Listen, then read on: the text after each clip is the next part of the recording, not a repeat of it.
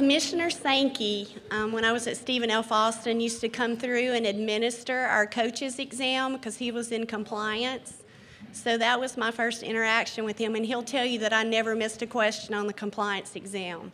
So I really appreciate him and all that he's meant to my career, and it's been fun. I don't think we both probably thought we would be standing here today, but we're really blessed. You know, we lost 67% of our scoring, 41% of our rebounding, and 61% of our assists on a top 25 offense and defense a year ago. But I'm so excited about what this team can become. Top 20 recruiting class, 4 freshmen, 3 transfers, 8 returnees. 3 of those that did not play a year ago due to injury are back. And we are really excited about the potential and what this team can become. So excited to be here again, blessed to be at Alabama now my 13th season.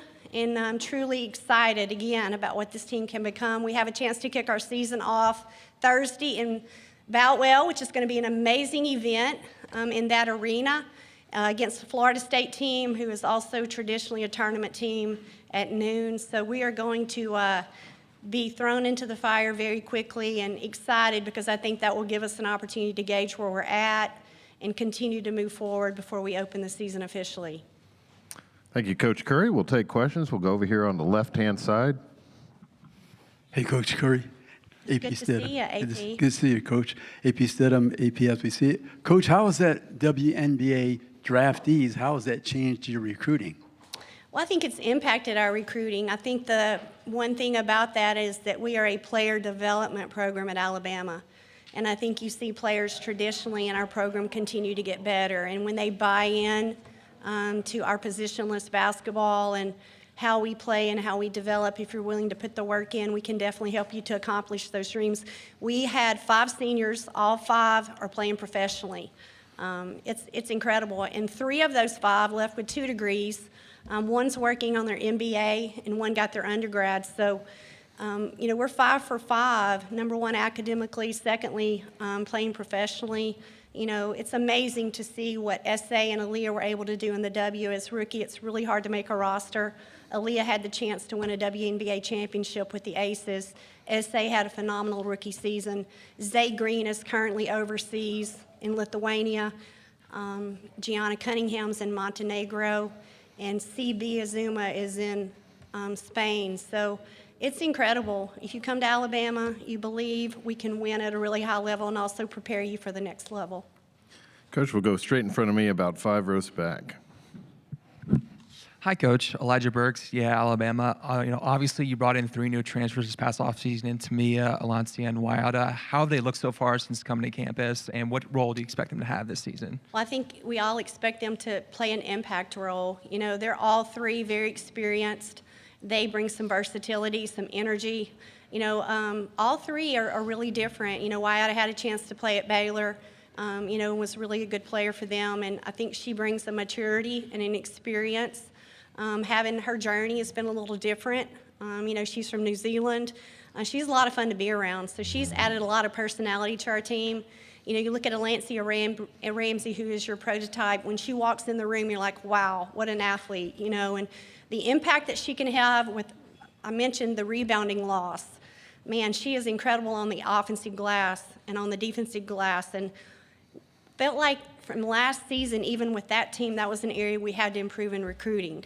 You know, and then Tamia Scott probably was preseason Conference USA Player of the Year going into this season. She brings, you know, a replacement to the scoring that we lost. I think she does a really, really good job. You know, she's a 3-level scorer, her 3, and then her ability to get to the rim. We need to shoot more free throws. We need to rebound the ball better, so I think she brings both of those. So I'm excited about all 3, our freshman class as well. Okay, we'll go right here in the center aisle. Microphone coming. Hey, Coach. Wilton Jackson with the non-basketball. With 8 returners and 7 newcomers, how are you balancing continuity with change? It's competitive. I love it. You know, every single day, I think, you know, the way that you improve and the way that you get better as a player how we can put them in a position each and every single day to compete against one another. Playing time is earned and nothing is given. And, it's hard. It's hard right now, so it's competitive, and the SEC is competitive. So our practices have been some of the most competitive we've had because I feel like this is, especially in the post, is one of our deepest teams at the forward and post spot. It's really special to watch. I think you'll see us be more inside than we've probably been in a couple of years. We obviously love to shoot the first open shot, and we will. But I also feel like we have a great post presence and the best group we've had there. So it's very competitive right now. And I think competition helps you elevate as a person every single day and as a player. So we're excited about that. Coach, we'll go to our left or in the back. Julian Mitchell with over here, sorry. With WVTM 13 in Birmingham.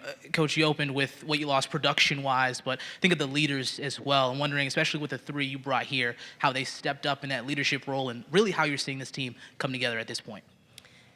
We have a saying that culture never graduates. It never graduates at Alabama. And what we've been able to establish, Carly is the epitome of everything you should be about. I don't think there's very many players that have been to 3 straight NCAA tournaments, became a starter, and then is also graduating with a nursing degree in May from the Capstone Schools of Nursing. It's incredible. So she's amazing to watch every day as a leader because she sets a great example. She's extremely vocal. She's never made a B, so she's a lot smarter than I am. So that helps our program. And then you look at Essence Cody. What an impact player, and her presence in the paint, her versatility. She's ready to break out. I thought she had a phenomenal, SEC season last year, and we're excited about the presence and the versatility and how she's really grown her game.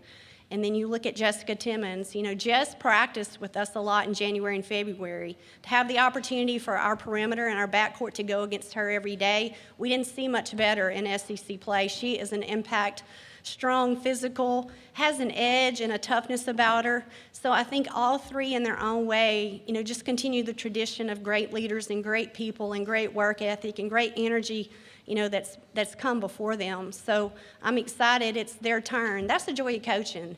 Yes, we lost a lot, but that's part of it. And, I love this team. I love our leadership. I love who we can become because I think we'll be a lot different team in January than we are right now. So it's going to be a lot of fun to watch their evolution as leaders as well as our team. Which will go straight in front of me about 4 rows back.